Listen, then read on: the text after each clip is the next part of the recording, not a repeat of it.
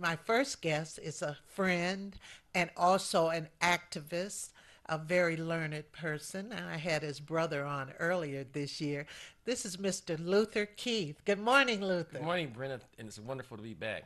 It's always wonderful. You're a friend of the show. We just love you here and everything. And you are the founders of Arise Detroit, right? Well, I'm the executive director, and I actually wrote out the initial idea to start it, and Yeah. then a lot of other people came aboard to make it a reality. Yes. And it's such a great thing. But Luther, your family is just involved all over the place. Because when I had your brother here, Hmm. he had that beautiful book. Right, right. He's a judge, right? He's Wayne County Probate Judge Terrence Keith, Right. And then your uncle is Damon, Damon Damon Keith. Keith. Right. Hmm. And you grew up right on the west side of Detroit. We did. Actually, we grew up mostly for a short time in my life. We lived on Northfield on the west side, but by the time I was 5, we had moved to Columbus between Linwood and Lawton, right around the corner I from the lived on Shrine of the Black. Hogarth. Okay, Hogarth, Montgomery. Yeah. So I grew up in that. I grew up in that neighborhood and know it very well. Right, right, right. It was nice back It was a then. wonderful period, and I often say that the one thing that we owe all our children is a happy memories of their childhood, and Right. I certainly have those from growing up. And there were so many things. I just want to get on this for a second. Hmm. There were so many things that we got to enjoy that a lot of young people don't get to enjoy Yeah, these even the days. small thing like when my daughter was growing up, and we would go trick or treating at night, no adults. We went all over the neighborhood. Our parents never worried about us.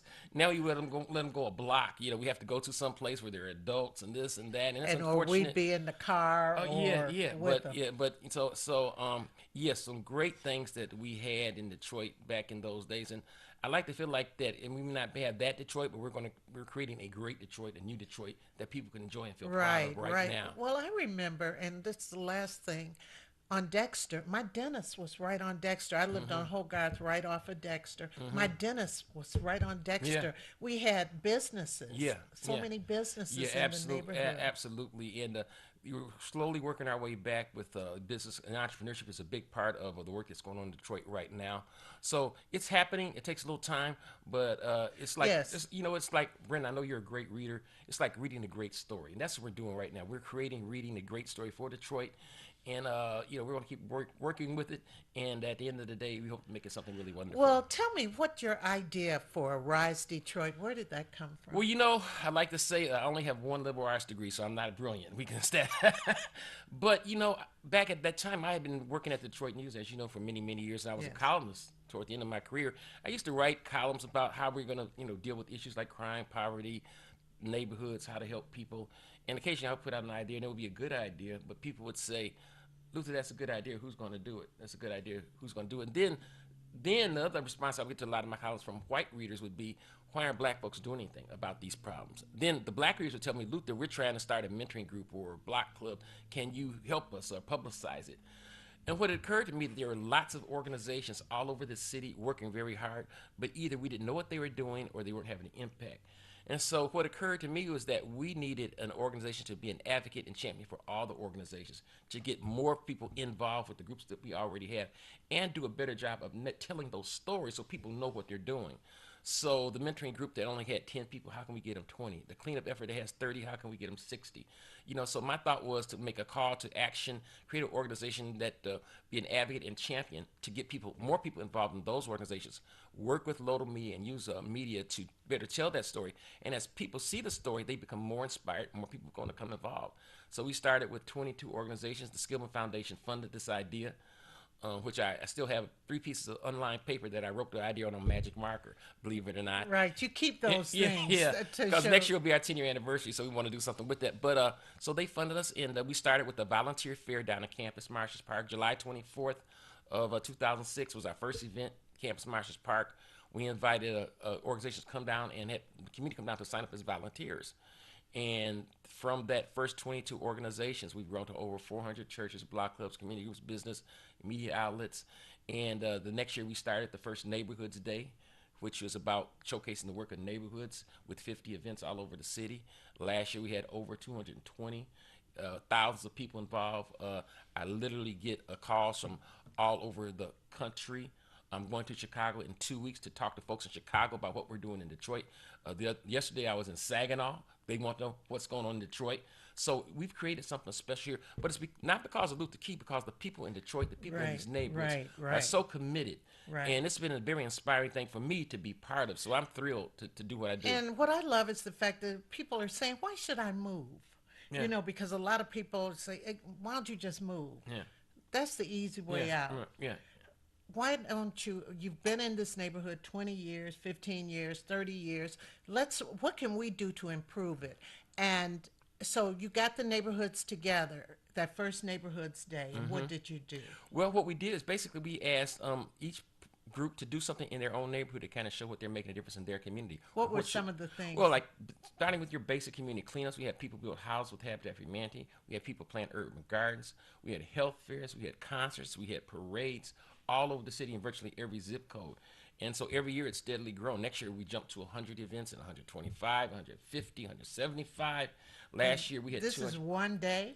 One day, most of them are on one day, but what has happened now that we've expanded, so we have a few events that are before, a few events that are later in August, but August, it's always the first Saturday of August. That's the big day where most, I would say 90% of the events take place on that day. So you literally can drive all over Detroit, find all these different events all over the city, seeing people wearing our t-shirts, seeing our banners up, and and we get some great media coverage. Another thing that Neighborhoods Day has done is brought a lot of positive coverage to a lot of groups that wouldn't get covered because they're part of this day. The media isn't interested. And when we first started this, I remember one of the radio outlet called me because we had over 55 events. We thought, wow, and they said, Luther, tell us where to go. We don't know where to go. And my thought was that's exactly what we want, because we want people to know there are a lot of great things going on in the city all the time. Like the expression, God is good. And they say all the All time. the time. Well, good things are happening in Detroit all the time. They really are. You may not hear about them, but they're happening. And so on this day, we have made people notice and pay attention to all of Detroit, all the neighborhoods, all the people. One of the things that occurred last year, you had 70 blight removal and beautification projects. Now, with blight removal, what do you do? Well, again, the organizations do all that work, and volunteers. Yes, what do they Well, do? they did things like haul away trash. They boarded up houses, cleared vacant lots, anything And that that's yeah. good for safety too. Yes, and so even though some people refer to Neighborhood Today as a cleanup day, it's really much more, because only about a third of our events are blight removal or cleanup and beautification. All the rest of the events are health fairs and concerts and school supply giveaways and all kinds. But it is a huge part. And one of the things that we did last year that we hope to do again this year for all the groups that register for Neighborhoods Day, and you must register. We had a partnership because one of our sponsors, one of the local hardware chains. So we had people even give people vouchers so they could walk into the hardware store, put down this voucher, and literally get free access to tools and supplies and materials to do their cleanups as a result of that. Wow. So they can also, you have, like last year you repaired houses and stuff. Yes, we have groups that repair homes and houses, and again, these are Are individual these groups. of occupied houses? Yes, Or? in many cases they are occupied houses, and last year we had a group called Rippling Hope, which is another great story I'll tell you about. They came out of Dallas, Texas. They bring volunteers up all summer long to Detroit. Really, really. And here's a great story. A great man of faith named Carl Zarek III had been coming to Detroit under the radar for 3 years. No one really knew about, working with 40 block clubs on the west side of Detroit. And Really? and no one had got any publicity. So somebody told me about them. We talked, we connected, and we got them more support and more coverage, and made more people aware of them. And they had such a great experience that this group, based out of Dallas, Texas, has moved to Detroit, bought a home in Detroit, and they Really? are based in Detroit, because they said we have never had an experience like we've had in Detroit. So we're tired of being from someplace else coming to Detroit. We wanted to be in Detroit. So they're here. They bought a home, but they're still bringing volunteers from all over the country. They're working with about 40 block clubs on the west side of Detroit, doing great work. And one of the things that Neighborhoods Day has done, and Arise Detroit has done, is by putting out positive energy. Other people who are looking to do positive have connected with it. I believe positive attracts positive. So we literally have attracted all kinds of organizations. Another group that we had last year was a group out of Richmond, Virginia. They spent a month in Detroit. They brought several hundred volunteers to Detroit. Really? And meanwhile, we have folks in Detroit who are also working, block clubs, neighborhoods, community groups, and associations, also working in Detroit. So, You never get to hear about all of that on the news. well, the news, and I haven't, had been in the news because I know how the news works. So, Yes. it's kind of like what's hot at the moment. But the one thing that we have done, I think we established a brand that all Detroiters can be proud of to You say. have. And the fact that, again, people from other places, I've got a professor from Hawaii, the University of Hawaii, is coming to Detroit this summer to write about Detroit neighborhoods. I've been, and we've had the fortune to be some great national news coverage. The Toronto Star has been here. The Huckabee Show of all things, when it was on, the right Really? wing conservative show, they had us on nationwide doing some things. So we think we have a great story to tell, but it's not a PR story. It's a story of real people Real. getting real things done and having real impact, and that's what we're here to do every day. To inspire people, but also to get people involved, get people to work, and as we say, be part of the change. So, how many are these block clubs and churches? And how do people get involved? Well, here's what you What if can. my block is not involved? Okay, How do well, you we can do? get involved. For one thing, for Neighborhoods Day, you can simply go to our website, which is www.arisedetroit.org. That's www.arisedetroit.org, and you can register. Now, here's what we do for Neighborhoods Day. We ask a $50 registration fee, which nothing like covers our costs. But for that fee, you're going to get T-shirts. And we can show those later. We're going to get a banner. We put your event on our website. We market and promote you. We help promote and recruit volunteers for your event. We also get you supplies, cleanup bags. Waste Management Michigan every year gives us over 5,000 big bags I for was going cleanup. to ask, where do the bags The come bags come from? from Waste Management Michigan. A great gentleman named Brian Conaway, who's been working with us since the start of Arise Detroit. And like I say, last year we had the vouchers for all the groups that register. So $50, and we have never raised that from the first 8, 9 years ago. We have never increased that fee. So for $50, in addition to that, we get all kinds of supplies. Like this year from Meyer again, we're going to get all kinds of cases and cases of water, all kinds of community discounts, sometimes discounts from restaurants that come on board as partners and businesses. So for that $50, you're probably getting about $500 or more worth of stuff associated with that registration. So any church, any block club, any community group that registers will have access to those materials and to that marketing. But also throughout the year, we are doing things, or people are calling us. Right now, the University of Michigan Dearborn called us about 2 weeks ago and said, Luther, we have 400 students that wanted to come and do service projects on May the Right. 15th. So we were able to connect them with 8 community organizations on May 15th. Those students will be working in Detroit neighborhoods with Detroit people, cleaning up, beautifying all over the city of Detroit. That's fabulous. That is fabulous because it's nothing like it looking clean. Yeah, And these houses, they're eyesores on so yeah, many streets. right. And people get an opportunity to try to fix them up, Right. even if they're abandoned, Right. right? And my people may know, you Mm. may have talked about this, but Mayor Duggan has a program too that if you come up with the volunteers, they'll provide the boards for the boarding up of the houses if you have the volunteers.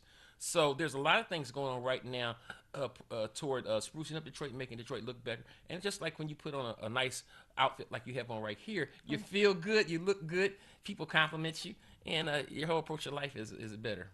It is. And if your neighborhood looks good, It's great, because everybody, want to bring some people in and see what we're doing.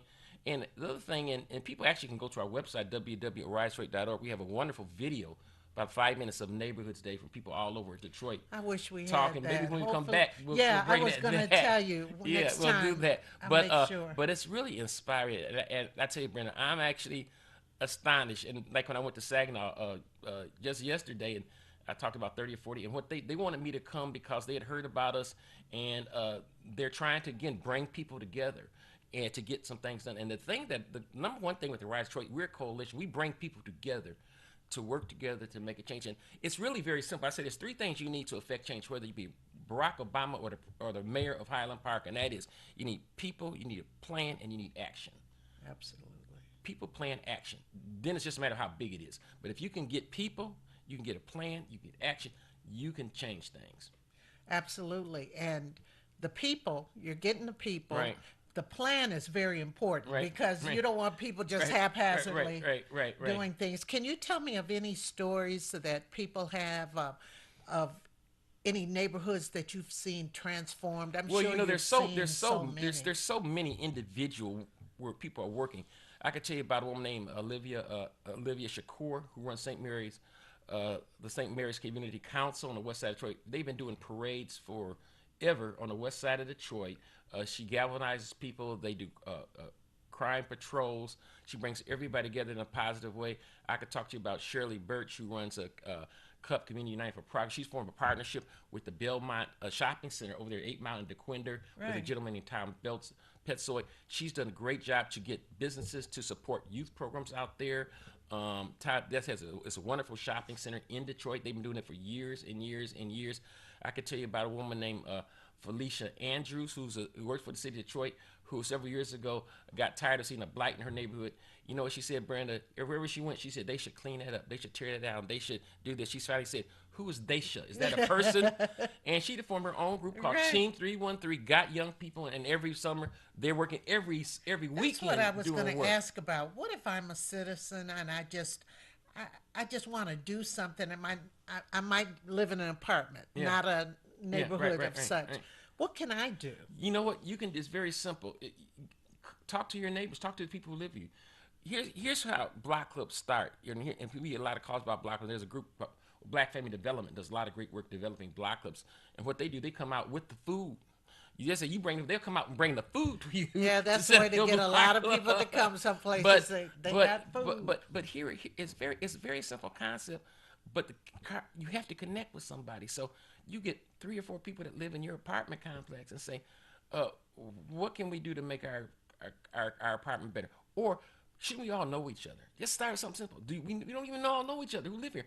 Let's have a get together. Let's get to know everybody. When you get to know people, you kind of look out for When them. you know people, you look out for them, you care about them. You don't just say, "Oh, there's a funny car in the driveway over there. That's not Mrs. Jones' car. We should have somebody take a look," or something like that. So Right. that's why Neighborhoods Day. We like to say we put the neighbor back in neighborhood. So it's really important to know who we are. And Well, I'm just saying, okay, we're in the apartment yeah, building and all of that, yeah. but what if we want to come out and help, maybe get up debris or You, help well, you around can some do well, houses? well, you can, What would I do? Would I still have to register, right? well, if you want to be part of Neighborhoods Day, you could. Yeah. But even if you aren't, because again, Neighborhoods Day is just a reflection of what happens on throughout the year. We created Neighborhoods Day to kind of showcase all the stuff that happens. So people are doing stuff throughout the year, not just on Neighborhoods Day. But if you want to be part of Neighborhoods Day, you could register, and we've had housing complexes to register as part of Neighborhoods Day. Oh, And really? do things like, if not cleanup, get together for block parties and things like that. Oh yeah, you can do that. You can do whatever you want to do. That's the beauty of Neighborhoods Day. We don't tell people what to do. You create your event. You decide what it is, and where it is. Because when the when Neighborhoods Day started, people said, "Where is it? What are we going to do?" And I'd say, it's where you want to be, and it's what you want to do. That's the most important thing about neighborhoods. We want you to decide. We are empowering people to create their own. So how does the day go? We have a call on the line. Good morning. Good morning, Brenda. How are you? Oh, just fine, Tom. And good morning to my fellow Wildcat right All here, right, sitting Tom next to Wilson. me. All right, man. Now this guy, we graduated from high school. I think he might have been a year ahead of me. He was a Right. bad running back, though. He tore up the Really? Catholic League. Yes, he did. Really? Yes, he did. Thanks for the compliment, Luther. But I want to say this about Luther. I applaud and laud Luther for all that he has done and will continue to do. Because that day, Miss Shakur, she has me come over to the Prairie St. Mary's community, and they have a parade that they walk a distance, and it's a good distance too. But it's really a good time, for people to just come on out like you were talking about with the apartment people, and they could just like make their own party. You get enough people together, and you pick up some brooms and shovels, and you clean up, and maybe somebody brings out a pit and that kind of thing, and you have that connectivity right there. But Luther, man, I'm down with you. I appreciate everything, like I said, that you've done, you're doing, and you will continue to do. And Detroit's a better place because of you. Well, thank you, Tom. It's always great to try to get over there to the parade and to be part of that. And it's very inspiring to see. So thank you, because I know you're very active in the community as well. So thank you. And it's that cathedral bloodline, I guess. Yeah, that's it. Yes, that's Catholic school. Yes. Right. Yes, it We're is. working off the guilt. No, I'm just kidding. I'm joking. It was right there at 80 Belmont, right All there. right, West right. Side Thank of you, the Tom. city. Great to talk to you. Okay, so, all right, good.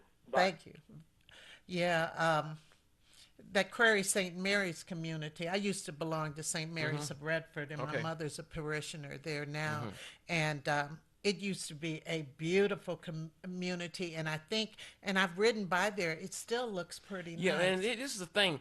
all Detroit is not blighted. No, I All know. Detroit is not a wasteland. And then again, And isn't it funny though? Like on the preachers of L.A., I mean of Detroit, at the beginning, all they show are the blighted yeah, houses. yeah, yeah. And I think Ah, again, it's about, and we know we have a lot of light. And I'm not one. I mean, we but are. that's not Yeah, all we right, have. right. Yeah, it's just like, and I always acknowledge our issues. Our poverty, we have too much poverty. The crime rate is going down, but it's still too high. We have this issue with foreclosures, the water shelves. We have some very real problems, but people are working on those problems. And so there's some tremendously inspirational things that happen in this city every day. And so my point to all the local the media is that let's tell the whole story. Let's not sugarcoat anything, but let's also tell the whole story. You seem to, and it always seems like Reverend Charles Eden has a great phrase that's always stuck with me that when he was beaten up on the media, and sometimes rightfully so, that you trumpet our failures and you whisper our successes. And so we want to reverse that. Absolutely.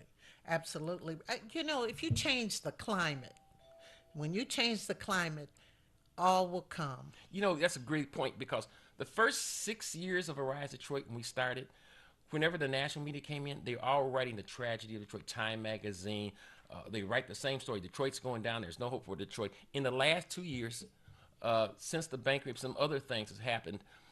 I've been called so many times because they said, we're writing the story about the comeback of Detroit. We're writing the story about the comeback of Detroit. So Isn't it? now that's the story they want to tell. Why is that? Yeah. Detroit is trendy across the world, It is. really, It is. really. It is. We have a call. Good morning. Oh, good morning. Good How? morning to you and your guest. I want him to know that we are part of his group. We are the O'Hara Park Community Association. Yes, yes. Yes, over here on the west side. Right. Yeah. Who is this? We're This going is, to is this participate, Miss but I Ma- want people to. Is this Marcia? Yes, it is. Uh-huh. We are part of that O'Hara Park Community Association. Right. And our point is this: even if you plant flowers or clean a yard up in a blighted area, it's still beautiful. If we can get the trash up, plant flowers in that yard, that house or that blighted house, it is still beautiful. And we want people when they come to our neighborhood, we want them to say it's beautiful. It may be vacant houses, but I can look at that house with those beautiful flowers around it. And I can imagine what I can do with it. A blighted house is just not something gone. If you plan around it, if you clean up that neighborhood, that block, we want Absolutely. people to come and say, well, this is a good block. I think I could do something good with that house or to make that house. And we want the other people to know that there are other people in the neighborhood, that we are all in community together, keeping the neighborhood clean so we can attract good people. Right. We want good people in our blocks, and I think that when this is the reason why we are so excited about it. Right. I couldn't say it better myself. Thank you. Thank you so much. Thank you. And stay tuned for Table Talk. Thanks. And so August 1st. August 1st is the day. You can register until July 1st. That's what I was going to Yes, ask register. you. Go to the website, www.arisedetroit.org. arisedetroit.org. Here's a link there. You can click on it. There's a form there. Or you could call. Call 313-921-1955. That's 921-1955. We'll walk you through that. Last year we set a record. We had 225 registrations, if you can believe that. So we want to take that. We want to take that up. My chairman says, Luther, that's great, but we want to do better this year. So I'm hard at work, so I need people out there to help us. But it's a great thing. If you're proud of your community, if you want to do something for your neighborhood, we think this is a great thing for you. And no other city, as far as I know, in America, there's maybe some neighborhood days, but none like the one in Detroit. We have set the bar on something, and we like to talk about things that are uniquely Detroit. Well, Rise Detroit Neighborhoods Day is uniquely Detroit, and it's because of people like your caller and listeners. They have made this. The mayor didn't make it. The foundations didn't make it. No preacher made it. The people in all these neighborhoods say, we are claiming this day. We're proud of it. We're going to make some change, and that's what has made Neighborhoods Day the incredible thing it has become. One last question. Do people meet up at a certain place and go out, or do they just go to their various generally, projects? that's one thing. You just go wherever you do and do what you do. Now, a couple of years we've had like events where we've had a met downtown, but basically Neighborhoods Day is about you doing what you want to do. again, we don't want it to be everybody goes one place necessarily. Though we've had a few events like that, but Neighborhoods Day itself, it like starts. We say it's sun up to sundown all over the city. You just get up, do your thing all over the city. And I actually get in my car, I drive all over, try to see as many people as we can. And Well, what about at the end of the day? well, at the end of the day, sometimes there are the events that go late that people can go to. A couple of times we have some things down the Hart Plaza. We're still working on developing. Again, I really won't know everything we're going to have until like July, because the people of Detroit decide what this is going to be. I don't decide it. They decided what they're going to do, where they now say, oh, that's a great event. And it's nothing like galvanizing the community. It's a great thing. And I'm really proud of you because I remember when you started it. I am really It's funny, proud. and I want to say this. I just want to say thank you to everybody. I was in McDonald's the other day, actually the one right down the street here, and a guy came up to me and said, are you Mr. Keith? I said, yes. He said, I want to thank you. I said, okay, what's your name? He said, my name's not important. I just want to thank you for what you've been doing in the community. And I just, that's really very humbling that people really care about that. And so I'm just an instrument, and all the people out there are helping making it happen. Absolutely. You can't do it by yourself. And everybody gets one of these. These shirts, we give all the groups, we give you these beautiful T-shirts. And this is from last year. I'm going to give Brenda a couple right here to share. You also get, if I can, these beautiful banners, which are custom made every year. Your name of your organization goes on it, and you hang it up wherever you want to hang it. It's yours to keep. They're wonderful banners. These alone are worth probably a couple $100 by themselves. So all of that, and This is beautiful. And we on our website, and we all want to make it something where people can be proud to be part of it. Absolutely, absolutely. Well, Luther, thank you so much for coming on and reminding us, and maybe I could have you on before this so people could see. Absolutely. People could see what's happening, and we could show that video. It's always a pleasure, Brenda, and I always appreciate you extending time. I know you're a big media star. You don't have to do that, but I really appreciate what you do, because really, people like yourself are our connection to the community, and it's so important that we get the word out. So I believe in community. I never take it for granted. I believe in community so much. Thank you so much. Thank you. Appreciate you. And we'll be back in just a moment, and we'll be talking about equal rights and civil rights.